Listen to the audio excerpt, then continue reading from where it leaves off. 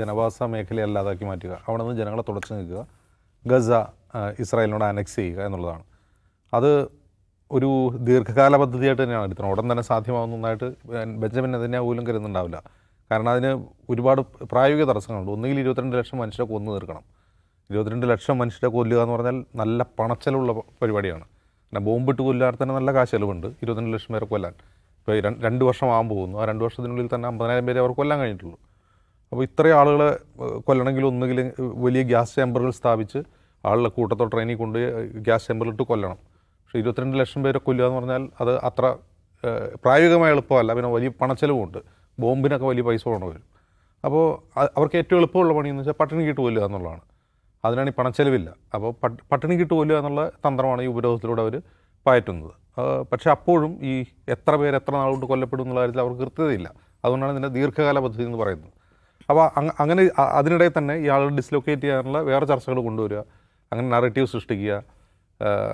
തുടക്കത്തിൽ US president Donald Trump അതിനോട് അനുകൂലമൊക്കെ ആയിരുന്നു. അദ്ദേഹം അതിനെ ആളുകളെയൊക്കെ മാറ്റിയിട്ട് നമുക്ക് അവിടെ ഒരു വലിയ വിനോദസഞ്ചാര കേന്ദ്രമാക്കാമെന്നൊക്കെ പറഞ്ഞതിന് പിന്നീട് അദ്ദേഹം ആ പ്രസ്താവനയിൽ നിന്നും ആ നിലപാടിൽ നിന്നും പിൻവലിച്ചിട്ടുണ്ട്.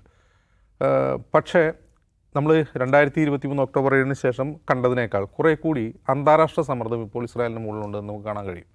അതിൻ്റെ ഒരു കാരണം ഇപ്പോൾ UK വിദേശകാര്യമന്ത്രി ഇസ്രായേലുമായുള്ള എല്ലാ വ്യാപാര നയതന്ത്ര ബന്ധങ്ങളും അവസാനിപ്പിക്കുകയാണെന്ന് പാർലമെൻറ്റിൽ പ്രഖ്യാപിച്ചിരിക്കുകയാണ്. അത് ലേബർ പാർട്ടിയാണ് ഇപ്പോൾ UK ഭരിക്കുന്നത്. അവിടുത്തെ കൺസർവേറ്റീവ് പാർട്ടി, അവിടുത്തെ പ്രതിപക്ഷം കുറേ കൂടി സ്ട്രോങ് ആയിട്ടാണ് സംസാരിക്കുന്നത്. അപ്പോൾ ഇന്നൊരു കൺസർവേറ്റീവ് പാർട്ടിയുടെ ഒരു ലീഡർ സംസാരിക്കുന്നത് കേട്ടത് ഉപരോധങ്ങൾ കൊണ്ടോ അല്ലെങ്കിൽ സാങ്ഷൻ കൊണ്ട് ഇസ്രായേലിന് പേടിക്കുമെന്ന് തോന്നുന്നുണ്ടോ, Netanyahu won't give a damn എന്നാണ് പറയുന്നത്. അദ്ദേഹത്തിന് അതൊരു പുല്ലുവിലയാണ് അത്തരം ഉപരോധങ്ങൾക്ക് നെതന്യാഹു കണക്കാക്കുന്നത്. അതുകൊണ്ട് ഈ കേവലമായ ഉപരോധങ്ങളാണല്ല, കുറച്ചുകൂടി ശക്തമായ നിലപാട് സ്വീകരിക്കണമെന്ന് അവിടുത്തെ പ്രതിപക്ഷം പോലും ആവശ്യപ്പെടുകയാണ്. അപ്പോൾ അത് കുറേ കൂടി അതൊരു ബ്രിട്ടൻ എന്ന് പറഞ്ഞ രാജ്യത്തിൻ്റെ ഒരു രാഷ്ട്രീയ പൊതുബോധമായി അത് മാറുന്നുണ്ട്. രണ്ട് കക്ഷികളും അതിനെ പിന്താങ്ങുന്നുണ്ട്. അതുകൂടാതെ ഫ്രാൻസും കാനഡയും കുറേ കൂടി ശക്തമായ നിലപാട് സ്വീകരിക്കുന്നുണ്ട്. ഈ നിലപാട് ഇപ്പോൾ യൂറോപ്യൻ യൂണിയൻ കൂടി അത്തരത്തിലുള്ള ചർച്ചകളിലേക്ക് വരുന്നു കേൾക്കുന്നു. അപ്പോൾ യൂറോപ്യൻ യൂണിയൻ എന്ന് പറഞ്ഞാൽ വലിയൊരു രാഷ്ട്രീയ കൂട്ടായ്മയാണ്.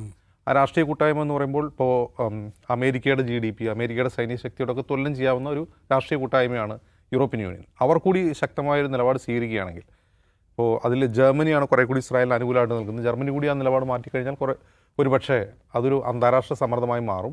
പക്ഷെ അപ്പോൾ നമ്മൾ വിചാരിക്കേണ്ട ഒരു കാര്യം, ഒരു ജനസൈഡ്, ഒരു വംശഹത്യ അവിടെ നടന്നുകൊണ്ടിരിക്കുകയാണ്. ആളുകളെ ബോംബിട്ട് കൊന്ന് തീർക്കാൻ പറ്റാഞ്ഞിട്ട് ഇപ്പോൾ പട്ടിണി കിട്ട് കൊല്ലാൻ ശ്രമിക്കുകയാണ്. യുദ്ധക്കുറ്റങ്ങളുടെ പലതരത്തിലുള്ള വകുപ്പുകൾ പ്രകാരം കുറ്റം ചാർത്താവുന്ന പല കാര്യങ്ങളും നടന്നുകൊണ്ടിരിക്കുകയാണ്. അതും അന്താരാഷ്ട്ര നീതിന്യായ കോടതിയുടെയും UN-ൻ്റെയും ഒക്കെ കൺമുമ്പിൽ ഇത് നടന്നുകൊണ്ടിരിക്കുക. UN-ൻ്റെ ഏജൻസികൾ തന്നെയാണ് റിപ്പോർട്ട് ചെയ്യുന്നത്. ഇവിടെ പട്ടിണി കിട്ട് കൊല്ലുവാണ് ആളുകളെ.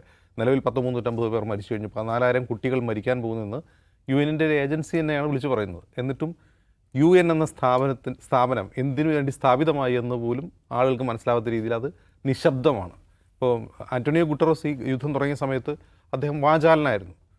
യുദ്ധം നീണ്ടുപോകും തോറും അദ്ദേഹത്തിൻ്റെ ഗസ വിഷയത്തിലുള്ള മൗനമാണ് നമ്മൾ കാണുന്നത്. അദ്ദേഹത്തിൻ്റെ മൗനമല്ല, അത് ആ UN എന്ന് പറയുന്ന ഏജൻസി എത്രമാത്രം ഒബ്സലീറ്റായി ഇന്നത്തെ സാഹചര്യത്തിൽ അതിൻ്റെ പ്രസക്തി എന്താണെന്നുള്ള ചോദ്യമാണ് ഒന്നാമതായി വരുന്നത്. രണ്ടാമത്തെ കാര്യം, നെതന്യാഹുവിന് ഇത് എത്രമാത്രം ഇനി മുന്നോട്ട് കൊണ്ടുപോകാൻ കഴിയുമെന്നുള്ളതാണ് ഈ വംശഹത്യ തുടങ്ങിക്കഴിഞ്ഞിരിക്കുന്നു. വംശഹത്യയാണ് നടന്നുകൊണ്ടിരിക്കുന്നത്. വംശഹത്യയ്ക്ക് ചിലവേറിയ മാർഗ്ഗം വേണോ ചിലവ് കുറഞ്ഞ മാർഗ്ഗം വേണോ എന്നുള്ള തർക്കം മാത്രമേ നെതന്യാഹുവിന് മുമ്പിലുള്ളൂ. ഇപ്പോൾ ചിലവ് കുറഞ്ഞ മാർഗ്ഗമാണ് സ്വീകരിച്ചിട്ടുള്ളത്. ഒരു പക്ഷേ അവരുടെ റിസർവ് പണമൊക്കെ തീർന്നിട്ടുണ്ടാവും. ആളുകളെ കൊന്ന് പണം തീരുമല്ലോ, അപ്പോൾ ചിലവ് കുറഞ്ഞ മാർഗ്ഗം സ്വീകരിക്കുന്നതായിരിക്കാം. പക്ഷേ എങ്കിൽ പോലും ഈ വംശഹത്യ ദീർഘനാൾ കൊണ്ടുപോകാൻ ഇസ്രായേലിന് കഴിയുമെന്ന് എനിക്ക് തോന്നുന്നില്ല. കാരണം നമ്മൾ കണ്ടതാണ് ഇതേ വംശഹത്യ ജൂതന്മാർക്കെതിരെ ഹിറ്റ്ലർ ചെയ്തപ്പോൾ ലോകം ഇതുപോലെ നോക്കിയെന്നതാണ്. സമാനമായ സിറ്റുവേഷനാണിത്. അന്നത് 30കളുടെ അവസാനവും 40കളിലും ആയിരുന്നെങ്കിൽ ഇന്നത് 20കളിലാണ് ഈ നൂറ്റാണ്ടിൽ എന്നേ ഉള്ളൂ. സമാനമായ ആളുകൾ ഇങ്ങനെ നോക്കി നിൽക്കുകയാണ്. എന്താ ചെയ്യേണ്ടതെന്ന് അറിയില്ല. കൊല്ലുവാണെങ്കിൽ കൊല്ലട്ടെ എന്നുള്ള രീതിയിൽ ഫലസ്തീന് ചുറ്റുമുള്ള അറബ് രാജ്യങ്ങളാവട്ടെ, യൂറോപ്യൻ രാജ്യങ്ങളാകട്ടെ, അമേരിക്ക ആവട്ടെ, മറ്റേത് രാജ്യങ്ങളാവട്ടെ, അത് മൗനമായി നോക്കി നിൽക്കുകയാണ്. പക്ഷേ ചരിത്രം പിന്നീട് ഇതേക്കുറിച്ച് സംസാരിക്കും. ഈ വംശഹത്യ നോക്കി നിന്നവരാരൊക്കെ, ഇതിനോട് പ്രതികരിച്ചവരാരൊക്കെ എന്നൊക്കെ ചരിത്രം എഴുതപ്പെടും എന്നുള്ളതാണ് ഒരു കാര്യം. രണ്ടാമത്തെ കാര്യം, ലോകമെമ്പാടുമുള്ള പുതിയ തലമുറ ഇത് ക്ലോസ്ലി വാച്ച് ചെയ്യുന്നുണ്ട്. അത് കഴിഞ്ഞ നൂറ്റാണ്ടിലെ ഇസ്രായേൽ ഫലസ്തീൻ കോൺഫ്ലിക്റ്റ് പോലെയല്ല. അന്ന് മാധ്യമങ്ങൾ വരച്ച് കാണിക്കുന്നതാണ് ആളുകൾക്ക് മനസ്സിലാവുന്നുണ്ടായിരുന്നത്. ഇന്ന് അങ്ങനെയല്ല. ഇന്ന് ആളുകൾ നേർക്ക് നേരെ കാണുകയാണ്, ഇതിലെ ദൃശ്യങ്ങൾ നേർക്ക് നേരെ കാണുകയാണ്. അന്ന് പത്രങ്ങളിൽ വരുന്ന ആർട്ടിക്കിളിലൂടെയാണ് വിഷയങ്ങൾ അറിഞ്ഞിരുന്നെങ്കിൽ ഇതങ്ങനെയല്ല, ദൃശ്യങ്ങൾ നേരിട്ട് കാണുകയാണ്, എന്താണ് നടക്കുന്നതെന്നതിനെക്കുറിച്ചുള്ള കൃത്യമായി ഇൻഫോംഡ് ആണ് പുതിയ തലമുറ, എഡ്യൂക്കേറ്റഡ് ആണ്. ഇത് ലോകരാജ്യങ്ങളുടെ നിലപാടിനെ സ്വാധീനിക്കുന്നുണ്ട്. അപ്പോൾ യു കെയെ സംബന്ധിച്ച് യു കെയിൽ അവരുടെ ഇൻറ്റേർണൽ രാഷ്ട്രീയത്തിൽ, ആഭ്യന്തര രാഷ്ട്രീയത്തിൽ വലിയ ഒരു സമ്മർദ്ദ ശക്തിയായി പറയുന്ന പുതുതലമുറ മാറുന്നുണ്ട്. അവിടെ വലിയ തോതിലുള്ള പ്രൊട്ടസ്റ്റുകൾ നടക്കുന്നുണ്ട്. കഴിഞ്ഞ ദിവസം നമ്മൾ കണ്ടതാണ്, 100,000 പേർ പങ്കെടുത്ത ഒരു പ്രൊട്ടസ്റ്റ് നമ്മൾ കണ്ടതാണ് ഹംഗറിയിൽ. അപ്പോൾ അത്തരം പ്രൊട്ടസ്റ്റുകൾ നടക്കുക എന്ന് പറഞ്ഞാൽ അത് ഈ വേറെ ഏതോ ഒരു രാജ്യത്ത് നടക്കുന്ന വംശഹത്യയുടെ പേരിൽ ഒരു യൂറോപ്യൻ രാജ്യത്ത് വലിയ തോതിലുള്ള പ്രൊട്ടസ്റ്റ് നടക്കുക എന്ന് പറഞ്ഞാൽ അതൊരു അപൂർവ കാഴ്ചയാണ് ഈ നൂറ്റാണ്ടിലും. അപ്പോൾ അങ്ങനെയുള്ള രാഷ്ട്രീയ സമ്മർദ്ദം ജനങ്ങളുടെ ഭാഗത്തുനിന്നുണ്ടാകുന്നത് ഒരു പക്ഷേ ആക്ട് ചെയ്യാൻ, ഈ അങ്ങനെ ഒരു വാക്കാണ് ഇന്നലെ ബ്രിട്ടീഷ് പാർലമെൻറ്റിൽ ഉയർന്നു വന്നത്. ആക്ട് ചെയ്യുക, സംസാരിച്ചുകൊണ്ടിരിക്കാനുള്ള സമയമില്ല, ഇനി ആക്ട് ചെയ്യാനുള്ള സമയമാണ്. അങ്ങനെ ആക്ട് ചെയ്യാൻ ലോകരാജ്യങ്ങളെ പ്രേരിപ്പിക്കുമ്പോൾ നോക്കി നിൽക്കാം, അല്ലാതെ നമ്മൾ നിസ്സഹായരാണ് ഇക്കാര്യത്തിൽ.